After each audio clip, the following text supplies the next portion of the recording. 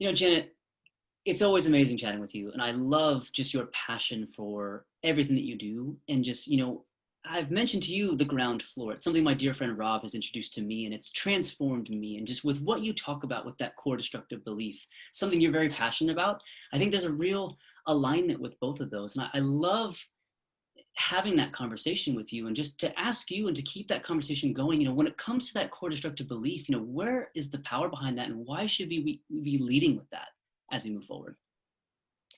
Well, the core destructive belief, maybe there's a level below the ground floor, which is our basement, and it's our inner basement. And in that inner basement, there are a whole bunch of trunks containing old memories, adverse childhood experiences, aspects of our life up to this point that we feel a certain degree of shame for.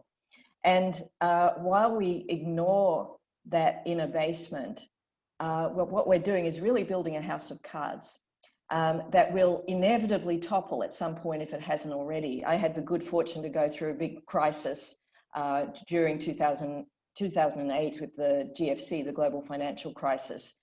That's when my house of cards toppled. And that forced me to go into that inner basement over a process of years, actually, to find out what was the thing, if there was such a thing, that was the root cause of all my problems, all my mistakes, all my personal disasters. And after much teaching, researching, seeing where people's problems lay, I saw the big problem was inaction. And so I reverse engineered that and found that the cause, what's behind inaction, why don't we do what we set out to do? What's stopping us? Why do we get so stuck? Is fear. And fear comes up in many guises. Self-doubt, imposter syndrome, fear of failure. Fear wears many coats, but fear itself is not the problem. Fear is created by something else. And fear actually comes from a belief that's hardwired into us.